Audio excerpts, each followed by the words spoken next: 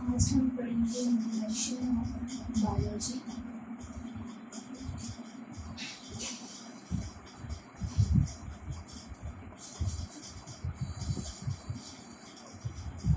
जो कि हमारे पास बायोलॉजी फर्स्ट ईयर का चैप्टर नंबर 1 है। ठीक है,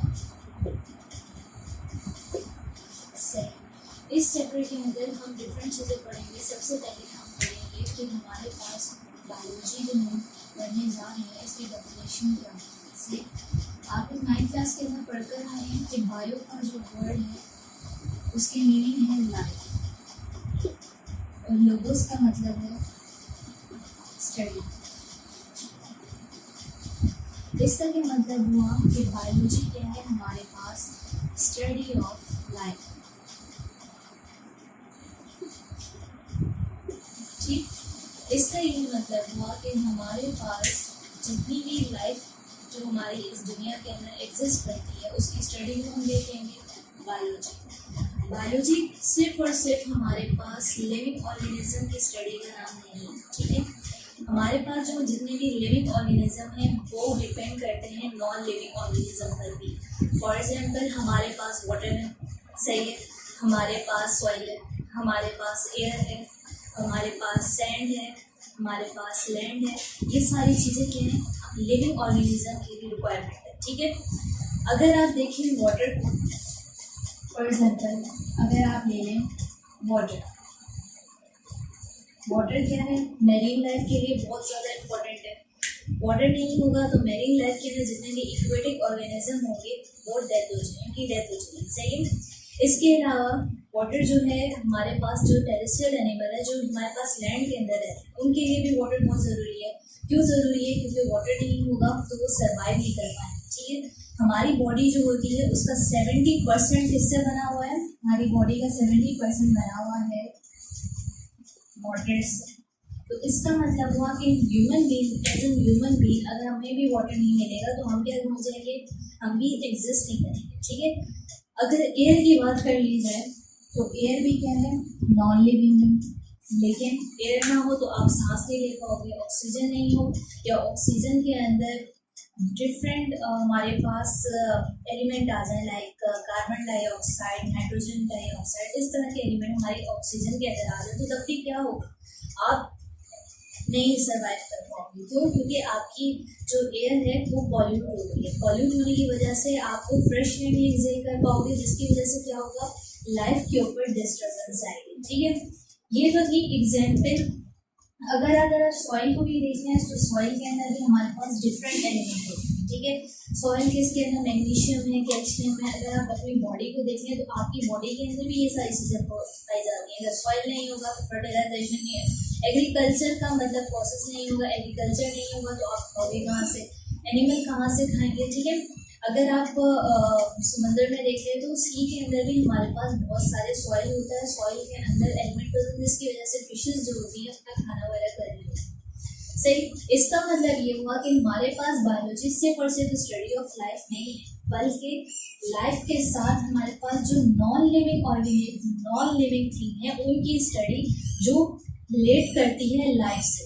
वो सारी नॉन लिविंग थिंग या नॉन लिविंग मैटर या नॉन लिविंग आप कह सकते हो सब्सटेंसेस जो हमारे पास लाइफ से कनेक्ट करती हैं, सही है, जिनका डायरेक्ट इनडायरेक्ट लिंक लाइफ से, उसकी स्टडी को हम देखेंगे बायोलॉजी। ठीक है, ये डेफिनेशन आप लोग सेकेंड ईयर में भी पढ़कर आए स्टडी ऑफ लाइफ, लेकिन फर्स्ट ईयर के अंदर आप लोग ज़्यादा डिटेल में पढ़ोगे। ये पढ़ोगे कि ना सिर्फ ये स्टडी ऑफ लाइफ है लेकिन इसके साथ एग्जिबिट करती है, लिंक करती है जितने भी नॉन लिविंग थिंग, उसकी भी स्टडी को हम क्या कहेंगे, बायोलॉजी। ठीक है, यहाँ तक क्लियर हो गई बात। अब हम चलते हैं आगे।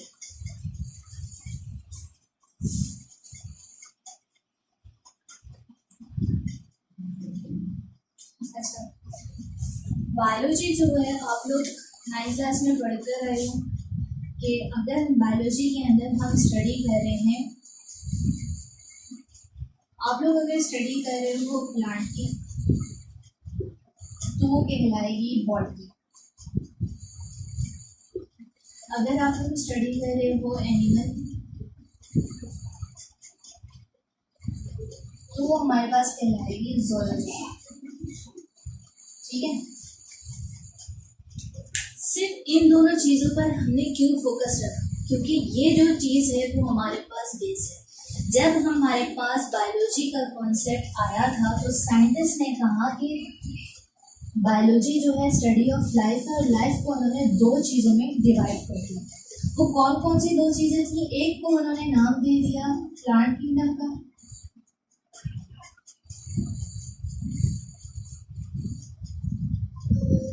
दूसरे को उन्होंने नाम दे दिया एनिमल किंगडम।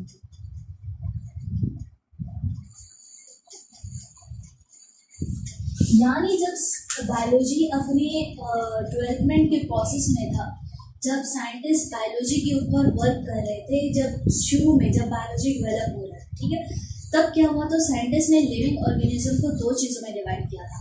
एक उन्होंने कहा था हमारे पास प्लांट होता है, दूसरा उन्होंने कहा कि हमारे पास एनिमल होता है। ठीक है, प्लांट किंगडम के अंदर उन्होंने वो सारे एनिमल रख दिए जिनके अंदर हमारे पास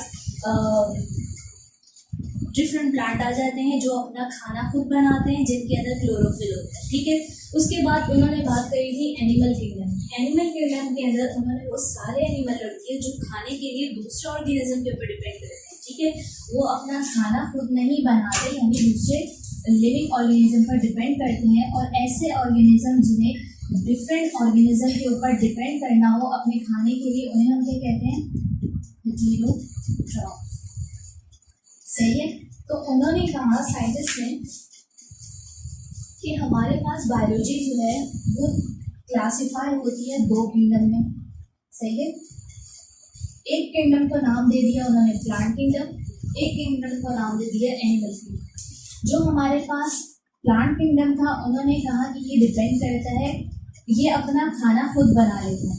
ठीक है, कि कभी भी कोई भी प्लांट आपने नहीं देखा होगा कि वो बैठकर अपना सलन बना रहा हो, तो अपना खाना खुद बना लेता है। और ऐसे ऑर्गेनिज्म को हम क्या कहते हैं? ऑटोट्रॉफ कहते हैं। ठीक है, अब जो ऑर्गेनिज्म अपना खाना खुद नहीं बना पाते, दूसरे ऑर्गेनिज्म पर डिपेंड करते हैं, उनको खाते हैं, उसको उन्होंने नाम दे दिया जीरोट्रॉफ। और उन्होंने कह दिया कि ये सारे ऑर्गेनिज्म हमारे पास आ जाएंगे एनिमल किंगडम में, और जो अपना खाना खुद बना लेते हैं उनको उन्होंने डाल दिया प्लांट किंगडम। ठीक है, अच्छा, और जो प्लांट किंगडम की स्टडी होगी उसको उन्होंने कह दिया, इसको हम कहेंगे बॉटनी। और जो हमारे पास एनिमल किंगडम की स्टडी होगी इसको इन्होंने कह दिया ज़ूलॉजी। ठीक, यानी उन्होंने कहा कि हमारे पास जो प्लांट किंगडम की स्टडी है वो बॉटनी है, जो एनिमल किंगडम की स्टडी है वो हमारे पास ज़ूलॉजी है।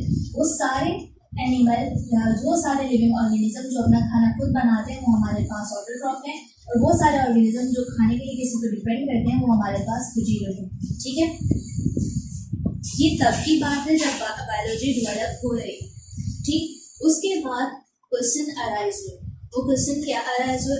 कुछ ऑर्गेनिज्म थे जो ना तो सिर्फ प्लांट में आ रहे थे और ना तो सिर्फ एनिमल में आ रहे थे, उनकी अपनी अलग से प्रॉपर्टी आ रही थी।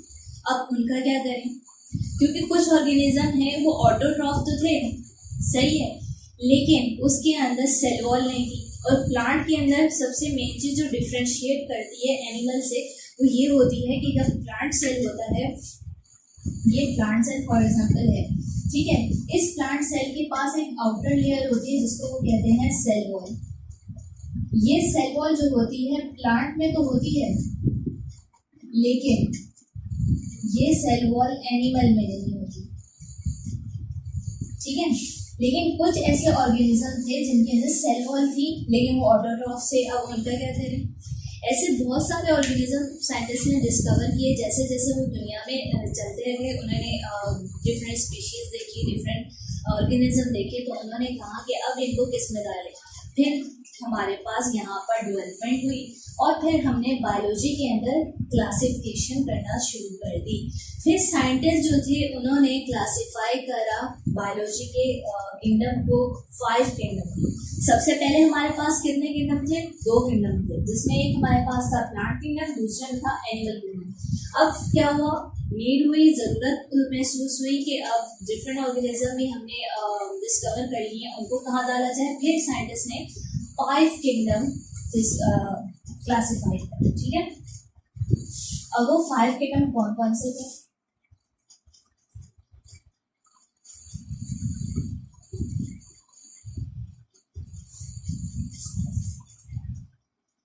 सही। मॉडर्न क्लासिफिकेशन के नाम से ये क्लासिफिकेशन जानी जाती है, सही है। इस क्लासिफिकेशन के अकॉर्डिंग हमारे पास 5 किंगडम, ठीक है, कितने किंगडम है? 5 किंगडम, जिसके अंदर उन्होंने सारे स्पीशीज को, सारे ऑर्गेनिज्म को पुट कर दिया। अब हमारे पास कोई भी ऑर्गेनिज्म हमारे पास डिस्कवर होता है तो इसका मतलब है कि वो सब किस में आएगा? वो इन्हीं 5 किंगडम में आएगा, इसके अलावा किसी और किंगडम में नहीं आएगा। वो किंगडम कौन कौन से हैं?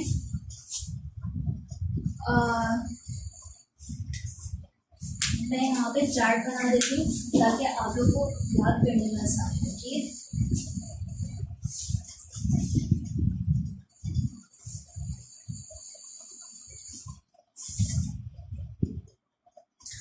यहाँ पर हम लिखेंगे किंगडम। चार्ट के थ्रू आप याद करेंगे तो आपको खुद आसानी होगी, ठीक है। सॉरी, यहाँ पर आप लोग लिख दें मॉडर्न क्लासिफिकेशन। जब आपके पास एग्जाम में आएगा तो फिर आप लोग उसको अपने तरीके से लिख लेना, जैसे कि आपके नोट्स के अंदर लिखा हुआ है। चार्ट्स के थ्रू मैं इसलिए आपको बता रही हूँ ताकि आपका कॉन्सेप्ट क्लियर हो जाए।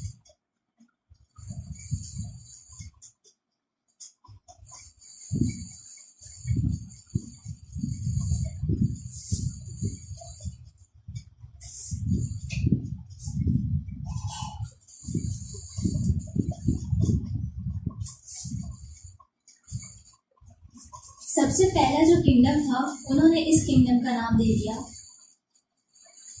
किंगडम प्रोकैरियोट, सही है। सेकंड जो किंगडम था उसका इन्होंने नाम दे दिया किंगडम प्रोटॉक्टिस्ट। थर्ड जो हमारे पास किंगडम था इसका मैंने नाम दे दिया किंगडम फंजाई। फोर्थ किंगडम का नाम दे दिया किंगडम प्लांटिक। फिफ्थ किंगडम का इन्होंने नाम दे दिया किंगडम एनिमेलिया। अब क्या हुआ? इन्होंने दुनिया के अंदर जितने भी ऑर्गेनिज्म पाए जाते हैं उन सारे ऑर्गेनिज्म को इन 5 किंगडम के अंदर पुट कर दिया, इनकी कैरेक्टरिस्टिक बता दी। अब हमारे पास कोई भी ऑर्गेनिज्म डिस्कवर होता है हम उसके according to characteristic in kingdom में पुट कर देते हैं। कैसे? वो ऐसे कि ये वाला जो हमारे पास किंगडम है प्रोकैरियोट, इसको हम कहते हैं किंगडम मुनेराबिक, ठीक है, ठीक। और इसको किंगडम प्रोटॉक्टिस्टा को कहते हैं प्रोटॉक्स।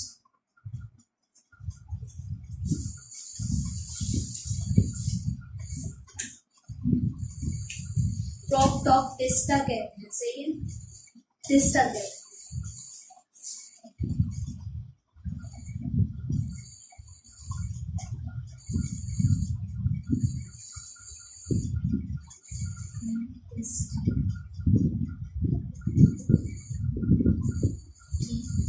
अच्छा, इन्होंने क्या किया? जो हमारे पास किंगडम प्रोकैरियोट था उसके अंदर वो सारे ऑर्गेनिज्म डाल दिए जो हमारे पास प्रोकैरियोट थे। कौन थे? प्रोकैरियोट,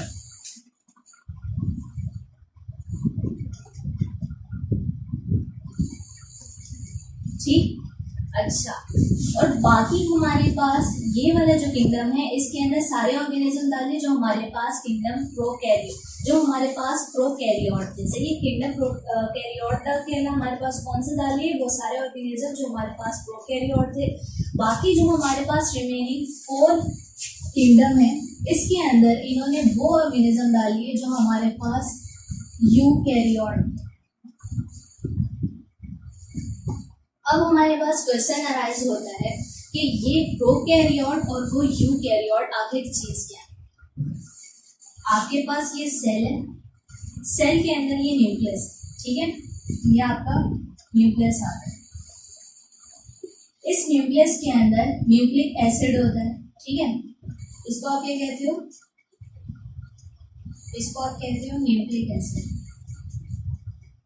इसके अंदर क्या होता है, इसके अंदर डीएनए होता है, सही है, आरएनए होता है, ठीक। ये तो है नॉर्मल सेल, आपके पास सेल होता है, सेल के अंदर न्यूक्लियस होता है, न्यूक्लियस के अंदर हमारे पास न्यूक्लिक एसिड होता है। न्यूक्लिक एसिड के अंदर क्या चीज होती है, डीएनए वगैरह होती है, ठीक है, डीएनए आरएनए। लेकिन जो हमारे पास ये सेल हमारे पास क्या कहलाता है, यूकैरियोट कहलाता है, ठीक। अगर हमारे पास एक सेल है, सेल के अंदर सिर्फ न्यूक्लिक एसिड है, ये क्या है हमारे पास, न्यूक्लिक एसिड, लेकिन यहाँ पर क्या मिसिंग है, यहाँ पर न्यूक्लियस मिसिंग है,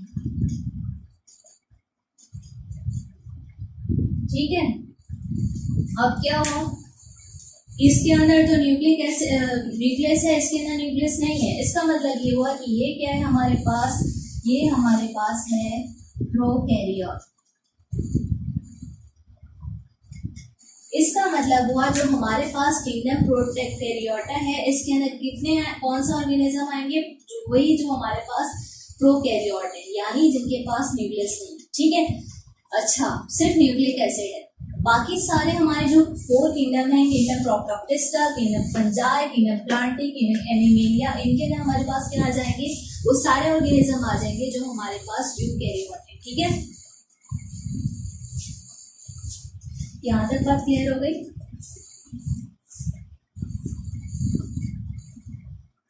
अब हम चलते हैं अपने नेक्स्ट पॉइंट की तरफ।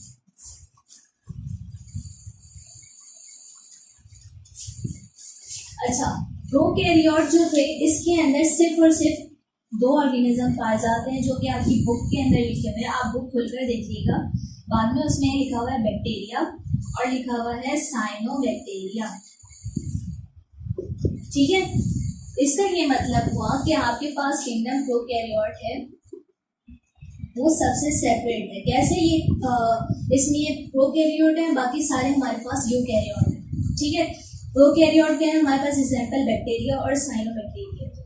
अब हम बात करते हैं यूकैरियोट की, यानी हम अपने 4 किंगडम की। इसके अंदर क्या डिफरेंसेस है, सबसे पहले आप आ जाएं फंजाई की तरफ और प्लांटी और एनिमल की तरफ। ये तीनों जो हमारे पास किंगडम है, ये हमारे पास मल्टी सेलुलर, सही है। किंगडम फंजाई भी हमारे पास मल्टी सेलुलर है, किंगडम प्लांटी भी मल्टी सेलुलर है और किंगडम एनिमेलिया भी हमारे पास मल्टी सेलुलर है, यानी कि इन तीनों की ये प्रॉपर्टी तो हमारे पास सेम है, ठीक है। इस प्रॉपर्टी पर किसी को भी कोई भी मतलब क्वेश्चन नहीं है, ठीक है। हमारे पास जितने भी फंजाई होंगे, जितने भी एनिमल होंगे, जितने भी प्लांट होंगे, वो सब क्या होंगे, मल्टी सेलुलर प्रॉपर्टी के होंगे। एक हमारे पास होते हैं यूनिसेलुलर, जिसमें पूरी ऑर्गेनिज्म का एक ही सेल होता है, जैसे आप ले लो एमीबा ले लो, ठीक है। ये यूनिसेलुलर होता है, इसमें क्या होता है, एक ही सेल होता है और उसके अंदर लाइफ एग्जिस्ट कर रही होती है। मल्टी सेलुलर की बात करें तो आपके पास आ जाएगा ह्यूमन बीइंग, क्योंकि ह्यूमन बीइंग के अंदर एक से ज्यादा सेल होते हैं, ठीक है। ये हमारे पास मल्टी सेलुलर आ गए, ठीक। अच्छा, अब हम बात करते हैं नेक्स्ट प्रॉपर्टी की। पहले हमने कहा ये प्रोकैरियोट होते हैं, बाकी सारे यूकैरियोट होते हैं। फंजाई, प्लांटी और एनिमेलिया हमने बोला मल्टी सेलुलर होते हैं। अच्छा, ये वाले जो होते हैं हमारे पास हेटेरोट्रॉफ होते हैं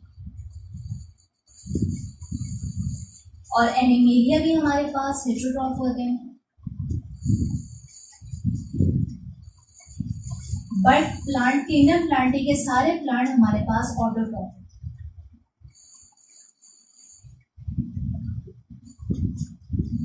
ये हेटेरोट्रॉफ इसलिए होते हैं क्योंकि ये अपने खाने के लिए दूसरे ऑर्गेनिज्म पर डिपेंड करते हैं, ठीक है। ये ऑटोट्रॉफ क्यों होते हैं, क्योंकि इनके पास क्लोरोफिल होता है, यानी इस टर्म को आपकी बुक में ना क्लोरोफाइलस लिखा हुआ है, यानी इसके पास क्लोरोफिल होता है, ठीक है। क्लोरोफिल है तो अपना खाना वो खुद प्लांट बनाता है, ठीक है। इसको इससे हम क्या कहेंगे, ऑटोट्रॉफ कहेंगे, ठीक। ये हमारे पास हेटेरोट्रॉफ है, ये भी हमारे पास हेटेरोट्रॉफ है। एनिमेलिया और फंजाई हमारे पास हेटेरोट्रॉफ है, क्योंकि ये दोनों हमारे पास नॉन क्लोरोफाइल्स।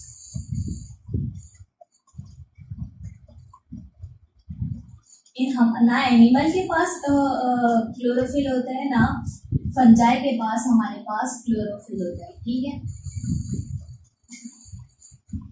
ठीक। मैंने आपसे कहा ये प्रोकैरियोट हैं, बाकी चारों किंगडम हमारे पास क्या है, यूकैरियोट है। इसके बाद मैंने आप लोगों को कहा कि हमारे पास ये जो किंगडम फंजाई है, किंगडम प्लांटी है, किंगडम एनिमेलिया, तीनों हमारे पास मल्टी सेलुलर है। ठीक है, किंगडम फंजाई जो है हेटेरोट्रॉफ है, बाकी और किंगडम एनिमेलिया भी हमारे पास हेटेरोट्रॉफ है। लेकिन अगर हम किंगडम प्लांटी की बात करें तो ये हमारे पास ऑटोट्रॉफ है। ठीक, ऑटोट्रॉफ क्यों है, क्योंकि इसके पास हमारे पास क्लोरोफिल है। ठीक, उसके बाद मैंने आपसे एक बात करी कि फंजाई के पास और एनिमेलिया के पास क्लोरोफिल नहीं है, इसकी वजह से वो नॉन क्लोरोफाइलस है। ठीक, अब आ जाते हैं नेक्स्ट उस पे। हमने कहा ये हेटेरोट्रॉफ है, लेकिन कैसा हेटेरोट्रॉफ है, ये हमारे पास एब्जॉर्प्टिव हेटेरोट्रॉफ। ठीक, और ये एनिमल हमारे पास क्या है, इंजेस्टिव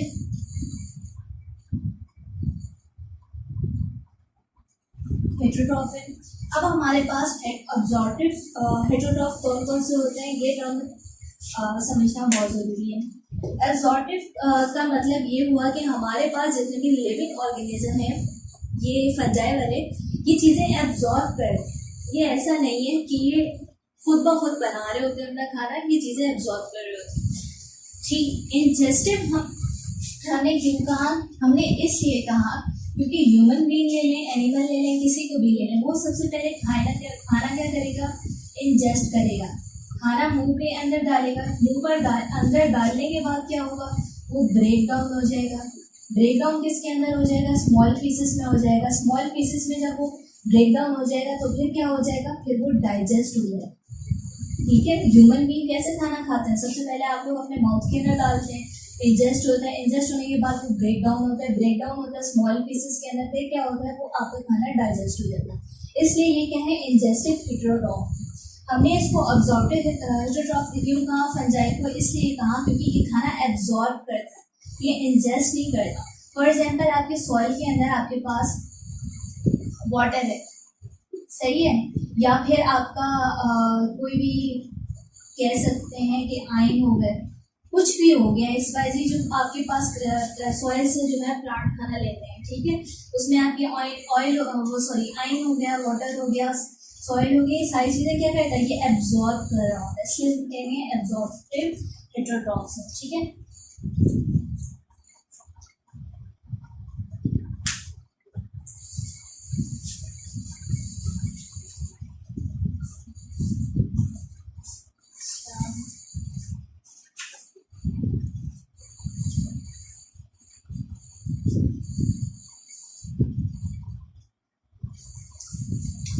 अच्छा, इसके बाद हमने बात करी कि ये हमारे पास नॉन क्लोरोफाइलस हैं, ये हमारे पास हेटेरोट्रॉफ हैं, ये हमारे पास यूकैरियोट है, मल्टी सेलुलर है। एक और बात आ जाती है, मैंने आप लोगों से कहा था कि प्लांट के पास क्या चीज़ होती है, क्लोरोफिल भी होता है और साथ में इसके पास सेल वॉल भी होती है। लेकिन अगर आप एनिमल सेल की बात करें तो यहाँ पर सेल वॉल नहीं होती, यहाँ पर क्या होती है, नो सेल वॉल। ठीक, लेकिन अगर आप इसकी फंजाई की बात करें तो फंजाई के अंदर आपके पास सेल वॉल होती है। डिफरेंट हो गया, सही। ये हेटेरोट्रॉफ्स था, एनिमल भी हेटेरोट्रॉफ्स था, ये नॉन क्लोरोफाइलस था, एनिमल भी नॉन क्लोरोफाइलस था। लेकिन एनिमल के पास सेल वॉल नहीं है, इसके पास सेल वॉल है। ठीक है, ये इसका डिफरेंस आ गया। ठीक, मल्टी सेलुलर भी है, यूकैरियोट भी है, हेटेरोट्रॉफ्स भी है, नॉन क्लोरोफाइलस भी है, लेकिन एनिमल के पास सेल वॉल नहीं है, इसके पास क्या है, सेल वॉल है। एनिमल और फंजाई की सेल वॉल के अंदर डिफरेंस क्या होता है, इसकी सेल वॉल किससे बनी होती है, इसकी सेल वॉल प्रोटीन से बनी होती है जिसका नाम होता है चिटिनस। ठीक है, और इसकी सेल वॉल किससे बनी होती है, सेल्यूलोज। ये इसका मेन डिफरेंस है किससे, प्लांट से। कि प्लांट की सेल वॉल सेल्यूलोज की बनी होती है, जबकि इसकी सेल वॉल किसकी बनी होती है, काइटिनियस की बनी होती है। अगर आप याद करना चाहते हैं तो इसको स्पेलिंग वाइज तो चिटेनियस भी कह सकते हैं, लेकिन इसकी प्रोनाउंसिएशन कार्टिलियस है। ठीक,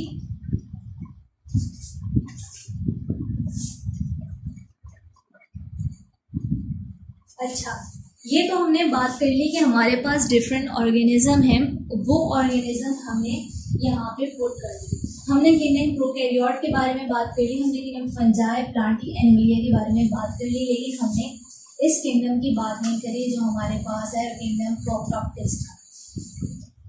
हमारे पास कुछ ऑर्गेनिज्म थे जो हमारे पास फंजाई के अंदर डिस्कवर हुए, तो हमारे पास कुछ ऑर्गेनिज्म थे जो हमारे पास प्लांटी के अंदर डिस्कवर हुए, कुछ थे जो एनिमेलिया में डिस्कवर हुए, लेकिन कुछ थे कि ना वो तो प्लांट की कैरेक्टरिस्टिक रखते थे, यानी ना वो मल्टी सेलुलर थे तो यूनिसेलुलर थे, कुछ थे ऑटोट्रॉफ, क्लोरोफिल सेलुलर, इनमें से कोई प्रॉपर्टी नहीं आ रही थी। ऐसे ऑर्गेनिज्म को हमने कहाँ पर रख दिया, हमने रख दिया किंगडम प्रोकैरियोट के अंदर रख दिया, किंगडम प्रोक्टोप्टेस्टा में रख दिया, सॉरी। किंगडम प्रोक्टोप्टेस्टा हमारे पास वो ऑर्गेनिज्म होते हैं जहाँ पर हमारे पास क्लासिफाई नहीं हो पा रहा होता, या हम इसे एनिमल में रखें या हम इसे फंजाई में रखें, ठीक है, सॉरी एनिमल में रखें या हम इसे प्लांट में रखें। ऐसे एनिमल जो होते हैं हमारे पास क्या कहलाते हैं, किंगडम प्रोक्टोप्टेस्टा, जो हमारे पास नो लॉन्गर क्लासिफाइड होते हैं एज प्लांटी और एनिमलिया। सही है, इसकी एग्जाम्पल आपके पास आ जाती है यूग्लिना और पैरामीशियम, ठीक है। यहाँ तक बात क्लियर हो गई। यह आपका मॉडर्न क्लासिफिकेशन है किसकी, किंगडम की।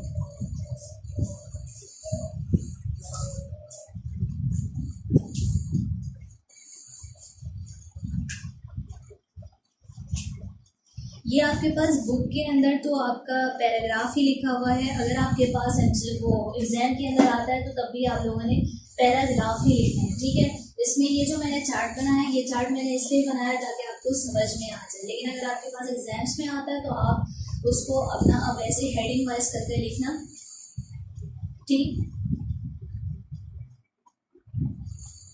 हेडिंग वाइज मैं आपको इसलिए बोली क्योंकि मैंने तो यहाँ पर इसके ऊपर लिख दिया प्रोकैरियोट, फिर इसके ऊपर लिख दिया यूकैरियोट है। जबकि आप बनाते हो कोई भी कहते हैं, क्या कहते हैं इससे, कॉलम वाइज, तो फिर क्या होता है, आपको बिल्कुल बैलेंस तरीके से चलना होता है, ठीक है।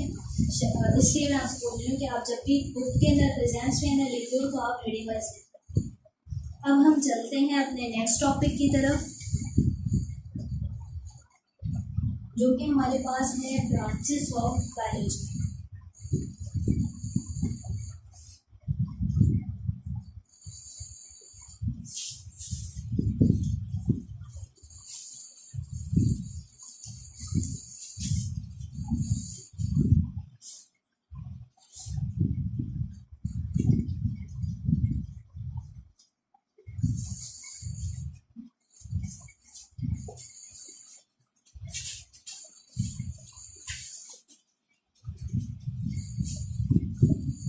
ठीक है,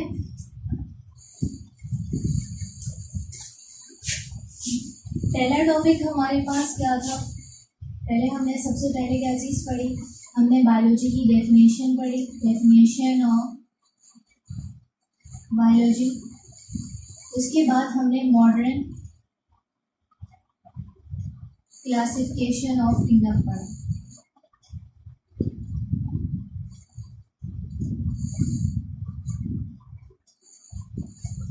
सही, अब हम क्या पढ़ने जा रहे हैं, branches of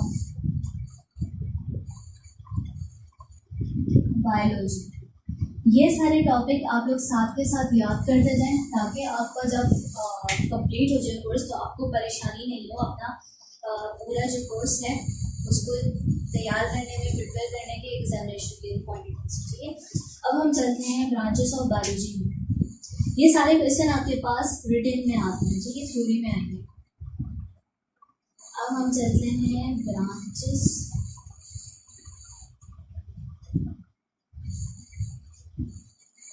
of biology. Branches of biology में जाने से पहले मैं आपको थोड़ा सा ओवरव्यू देना चाहूँगी जो आप लोग 9th क्लास के अंदर पढ़ कर आए। आप लोगों ने 9th क्लास के अंदर क्या क्या चीज़ें पढ़ी हैं? आप लोगों ने 9th क्लास में पढ़ा होगा एनाटॉमी की ब्रांच के बारे में। एनाटॉमी के अंदर आप लोगों ने पढ़ा होगा कि वो एक्सटर्नल आपके जितने भी स्ट्रक्चर होते हैं, फीचर होते हैं, जैसे आपके आर्म हो गया, आपके फुट हो गया, इसकी स्टडी को हम क्या कहते हैं? एनाटॉमी कहते हैं। उसके बाद आप लोगों ने पढ़ा होगा एम्ब्रायोलॉजी। एम्ब्रायोलॉजी के अंदर हम क्या करते हैं? एम्ब्रायोलॉजी हमारे पास जो हमारे पास न्यू बॉर्न हमारे पास एम्ब्रायो होता है, चिप होता है, उसकी स्टडी को हम क्या कहते हैं? उसकी डेवलपमेंट कैसे होती है, उसके फंक्शन कैसे हो रहे होते हैं, उसकी स्टडी को हम एम्ब्रायोलॉजी कहते हैं। फिजियोलॉजी के बारे में पढ़ा था। फिजियोलॉजी के अंदर हम फंक्शन की बात करते हैं, हमारे बॉडी के अंदर क्या फंक्शन हो रहे हैं। उसके बाद हम लोगों ने सेल बायोलॉजी के पढ़ा था कि सेल के अंदर हमारे पास किस तरीके से बायोलॉजी के अंदर क्लासिफिकेशन हो रही है। फिर हिस्टोलॉजी के बारे में पढ़ा था कि इसके अंदर आप लोगों ने टिश्यू वगैरह के बारे में पढ़ा था, जेनेटिक्स के बारे में पढ़ा था, जीन वगैरह के बारे में पढ़ा था। उसके बाद आप लोगों ने पैलेंटियोलॉजी के बारे में पढ़ा था। ठीक है, ये सारी चीज़ें जो हैं आप पढ़कर आए हो। कहाँ से पढ़कर आए हो? फर्स्ट ईयर से पढ़कर आए हो। ठीक है, सॉरी 9th क्लास से आप लोग पढ़कर आए हो। तो उसके लिए मैं इतना नहीं जा रही, आपसे डायरेक्ट मैं बात करती हूँ। वो सब आपको मैंने रिव्यू कर दिया। पैलेंटियोलॉजी के अंदर आप लोगों ने फॉसिल के बारे में पढ़ा था। ठीक है, अच्छा, अब जो नई चीज़ें हैं आपके लिए फर्स्ट ईयर के अंदर वो कौन कौन सी हैं? आपके लिए है सबसे पहले मॉलिक्यूलर बायोलॉजी।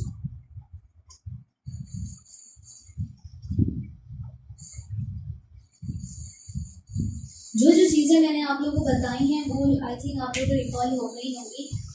लाइक जितनी भी एनाटॉमी थी, जो भी जेनेटिक्स थी, पैलेंटियोलॉजी थी, बायोलॉजी थी, उसके अलावा आपके पास सेल बायोलॉजी थी, फिजियोलॉजी थी, जेनेटिक्स थी। ये सारी चीज़ें आप लोग पढ़कर आए हो। जो नई चीज़ें हैं जो फर्स्ट ईयर में हम उसको फोकस करते हैं, क्योंकि हम चाह रहे हैं कि पुरानी चीज़ें हम रिव्यू कर लें, जो नई चीज़ें हैं उनके ऊपर ज़्यादा फोकस रखें, ताकि आप इन चीज़ों पर ज़्यादा फोकस रखोगे तो आप अपनी थ्योरी का पेपर ज़्यादा अच्छे तरीके से कर पाओगे, बजाय इसके कि आप पुरानी चीज़ों को रिव्यू करते रहो। हाँ, मैं आपका चैप्टर जो होगा, जो भी मैं पढ़ाऊंगी, इसको रिव्यू करूँगी, ताकि जो नया टॉपिक आप पढ़ते जाओ, नेक्स्ट क्लास में आपका एक थोड़ा सा रिकॉल हो जाए। ठीक है, अब हम चलते हैं मॉलिक्यूलर बायोलॉजी की तरफ। मॉलिक्यूलर बायोलॉजी के अंदर हम किस चीज़ के बारे में डिस्कस कर रहे होते हैं? हम डिस्कस कर रहे होते हैं जैसे हमारे पास कोई भी मॉलिक्यूल हो गया। ठीक है, आपको पता है दो आइटम आपस में मिलते हैं तो क्या बनाते हैं? मॉलिक्यूल बनाते हैं। ये मॉलिक्यूल जो होता है, लाइक हमारे पास कार्बन डाइऑक्साइड हो गया, सही, इसके अलावा नाइट्रोजन डाइऑक्साइड हो गया, या फिर ये तो हमारे पास गैसेस आ गई हैं। इसके अलावा अगर हम देखें जितने भी हम उसमें जाएं, उसमें बायोलॉजी की, मॉलिक्यूलर बायोलॉजी के अंदर हम देखते हैं कि अगर फॉर एग्जाम्पल हमारे पास ये कार्बन है, इसका ऑक्सीजन हमने यहाँ पर लगाया, ठीक है, तो क्या अगर कोई आप मेडिसिन बना रहे हो, फॉर एग्जाम्पल ये कोई मेडिसिन है XYZ, ठीक है, इस मेडिसिन को आपने बनाया और इस मेडिसिन का स्ट्रक्चर क्या था कि कार्बन के राइट साइड पर, अपर राइट साइड पर आपने ऑक्सीजन लगा लिया, तो फिर इसका बॉडी पे इफेक्ट क्या पड़ेगा? सही, अगर आपने इस साइड पे लगा दिया ऑक्सीजन, फिर बॉडी का क्या इफेक्ट, बॉडी पे क्या उस मेडिसिन का इफेक्ट पड़ेगा? ये वाली जो मेडिसिन है इसकी बात करें, अगर आपने इसकी मॉलिक्यूल के साथ स्ट्रक्चर के अंदर थोड़ी सी आपने चेंजेस करी तो क्या इफेक्ट प्रोड्यूस हो रहा है? तो ये सारी स्टडी क्या कहलाती है? हमारे पास मॉलिक्यूलर स्टडी कहलाती है। इसकी स्ट्रक्चर, इसकी क्लासिफिकेशन, इसकी रोटेशन, ओरिएंटेशन, वगैरह सारी चीज़ें हमारे पास किसमें आ जाएंगी? मॉलिक्यूलर बायोलॉजी में आ जाएंगी। ठीक है, उसके बाद हमारे पास आती है माइक्रोबायोलॉजी। ठीक है, माइक्रोबायोलॉजी के अंदर हम क्या करते हैं, वैसे तो इसके नाम के साथ लग रहा है माइक्रो मतलब बहुत स्मॉल सी बायोलॉजी होगी, पर ऐसा नहीं है।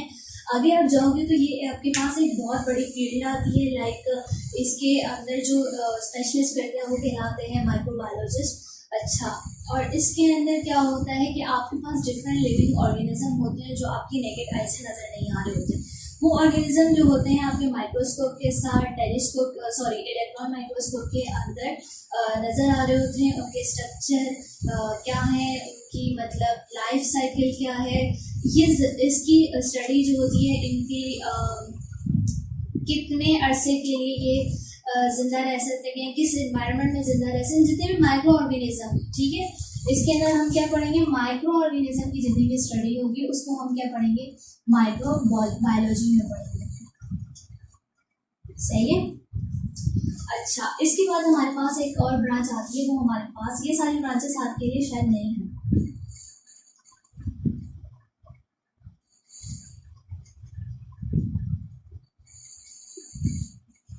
Environmental biology.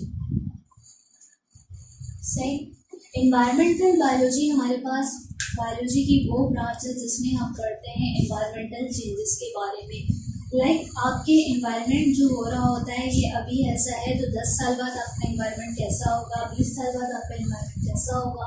एनवायरनमेंट के अंदर हमारे पास कोई डिके हो रही है, डिकम्पोजिशन हो रही है, किस चीज़ की, तो किस वजह से हो रही है, किस वजूहत पर हो रही है। एनवायरनमेंट के अंदर हमारे पास क्या उसको सूरत करेंगे, क्या क्या हम टेक्निक करेंगे जिसकी वजह से हमारे पास एनवायरनमेंट के अंदर जो आने वाली तब्दीलियाँ जो हैज़र्ड हैं ह्यूमन लाइफ के लिए, वो सब हमारे पास आप कह सकते हो कि बची जा सके। ठीक है, इसकी स्टडी को हम क्या कहेंगे, एनवायरमेंटल बायोलॉजी। ठीक है। अच्छा, इसके बाद हमारे पास एक और ब्रांच आती है, वो हमारे पास कहलाती है मैरीन बायोलॉजी। अच्छा, मैरीन बायोलॉजी हमारे पास, आप मैरीन से आपको पता चल गया होगा मैरीन का मतलब क्या हुआ। हमारे पास वो सारे इक्वेटिक ऑर्गेनिज्म की बात होगी। कहाँ किसकी बात होगी, यहाँ पर इक्वेटिक ऑर्गेनिज्म की यहाँ पर बात होगी। इक्वेटिक ऑर्गेनिज्म कहाँ होते हैं, जो हमारे पास सी वाटर में होते हैं। सी वाटर हमारे पास ज़्यादातर मैरीन कहलाता है। ठीक है। अच्छा, इसके अंदर भी आप पढ़ोगे, जब आप फर्दर जाओगे सेकेंड ईयर के अंदर, तो आप पढ़ोगे कि बहुत सारी फिशेज होती हैं। फिशेज हो गई, सही है, वो क्या होती हैं, कैसे अपने आप को उन्होंने मेंटेन रखा हुआ through the process of osmo regulation, excretion, thermo regulation, ये सारी चीज़ें आप लोग पढ़ोगे सेकेंड ईयर के अंदर भी। तो मैरीन बायोलॉजी जो है, मैरीन के उससे आपको पता चल जाएगा। ठीक है। अच्छा, मैरीन बायोलॉजी की हमने बात करी है कि बायोलॉजी का मतलब होता है मैरीन के अंदर जो लाइफ है उसकी स्टडी को हम क्या कहेंगे, मैरीन बायोलॉजी। ठीक है। अच्छा, एक और हमारे पास इसी की तरह की होती है जहाँ फ्रेश वाटर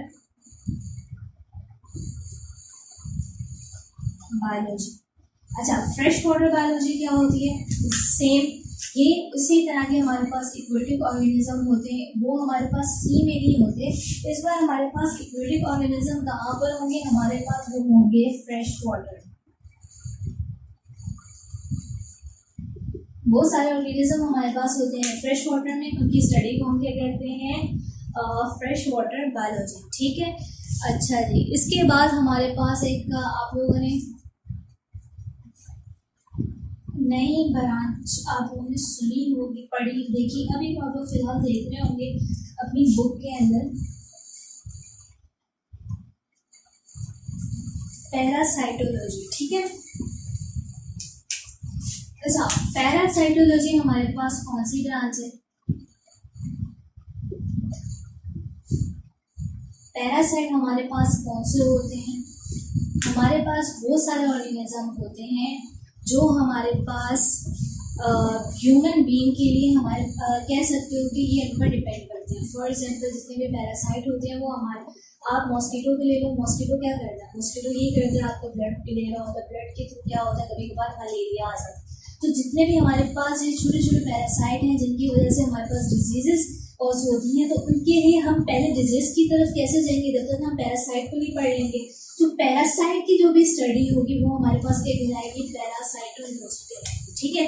अच्छा, एक और हमारे पास ब्रांच है ह्यूमन बायोलॉजी। ये आपके पास एक नई ब्रांच होगी। वो नई ब्रांच कैसे होगी, वो ऐसे होगी नई ब्रांच, क्योंकि इसके अंदर आप एवोल्यूशन पढ़ोगे, एनाटॉमी पढ़ोगे, हेल्थ पढ़ोगे। ये सारी चीज़ें आप लोग के लिए नहीं होंगी। कैसे, आपने पढ़ा एवोल्यूशन, ह्यूमन कैसे वजूद में आए, आपने पढ़ा एनाटॉमी।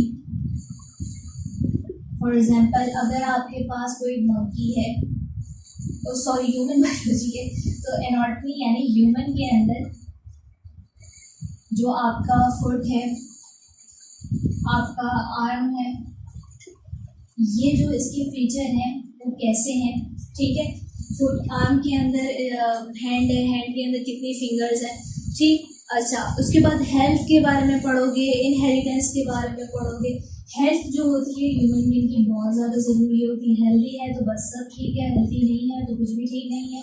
अच्छा, इनहेरिटेंस की बात करिए। इनहेरिटेंस का ये मतलब हुआ आपके जो पेरेंट्स हैं उनसे आपको जेनेटिकली इनहेरिटेड होती हैं कुछ प्रॉपर्टीज। सही है।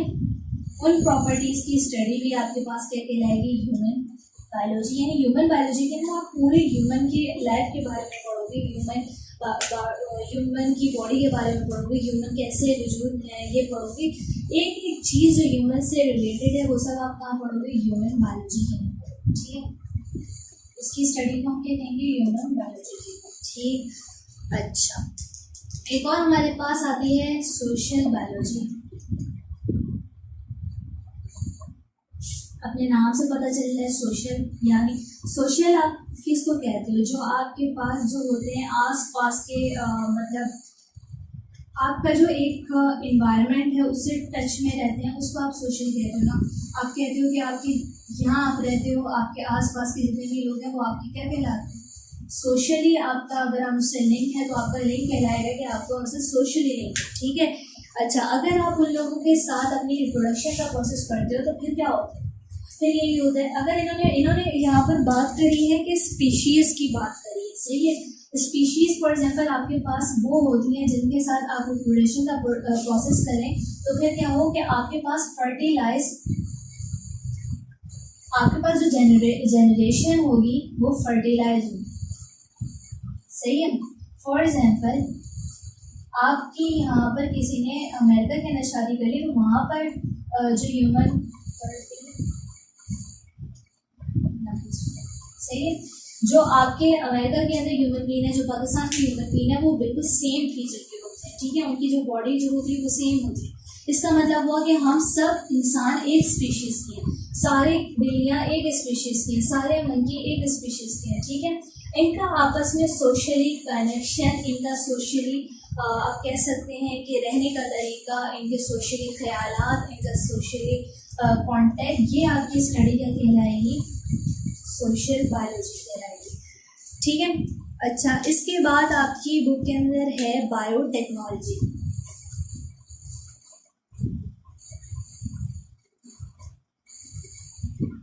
अच्छा, बायोटेक्नोलॉजी हमारे पास मोस्ट एडवांस है। ये मेरे ख्याल से आपकी सारी ब्रांचेस की सब ब्रांचेस में यूनिक भी है। ठीक है, लेकिन इसमें ये इंपॉर्टेंट भी बहुत है। ये आपके पास एग्जाम में बायोटेक्नोलॉजी ज़रूर पूछी जाएगी, क्योंकि बायोटेक्नोलॉजी हमारे पास वो फील्ड है जिसके थ्रू आजकल हम सर्वाइव कर रहे हैं। वो कैसे, आपको पता होगा कि आपके मार्केट के अंदर एक आता था इंसुलिन। इंसुलिन की प्रोडक्शन कैसे की जाती, ह्यूमन से लिया जाता था इंसुलिन और उसके इंजेक्शन बनाकर दूसरे ह्यूमन को दिए जाते थे। अब एडवांसमेंट हुई बायोटेक्नोलॉजी की वजह से। बायोटेक्नोलॉजी ने क्या किया, ये काम आसान कर दिया। कैसे आसान कर दिया, उसने डेटा से, टेक्निक से, सही है, इंजीनियरिंग से उसने अपनी कह सकते हो कि टेक्नोलॉजी से क्या किया, कुछ बैक्टीरिया को डिस्कवर किया। उन बैक्टीरिया को जिन्होंने इंसुलिन की प्रोडक्शन आर्टिफिशियली तौर पर करना शुरू कर दी। लेकिन इस इंसुलिन जो आर्टिफिशियली प्रोड्यूस कर रहा था बैक्टीरिया, ये जब ह्यूमन बॉडी में जाता है तो वही काम करता है जो आपकी ह्यूमन बॉडी से इंसुलिन निकाल कर किया जाता है। ठीक है, इसका ये मतलब हुआ कि बायोटेक्नोलॉजी हमारे पास सबसे इम्पोर्टेंट, मोस्ट एडवांस टेक्नोलॉजी है जो कि आजकल के दौर के अंदर हम यूज़ कर रहे हैं। अगर आपको पता हो, एक और आप नाम सुनते हो, यीस्ट का नाम सुनते हो, खमीर भी जिसे कहते हैं, ये भी क्या है, आपके पास बैक्टीरिया है। इसके जरिए आपने क्या किया, कुछ बैक्टीरिया थे वो आप लोगों ने डिस्कवर किए। उस बैक्टीरिया के थ्रू आप लोगों ने क्या किया, अपना यीस्ट बनाया। और यीस्ट आपके पास बेकरीज में यूज़ हो रहा है, आपके पास डिफरेंट रेस्टोरेंट में भी यूज़ होता है, पिज्ज़ा की डो में यूज़ होता है। क्या कहाँ से चीज़ें ला रहे हो, क्या आप बायोटेक्नोलॉजी से ला रहे हो।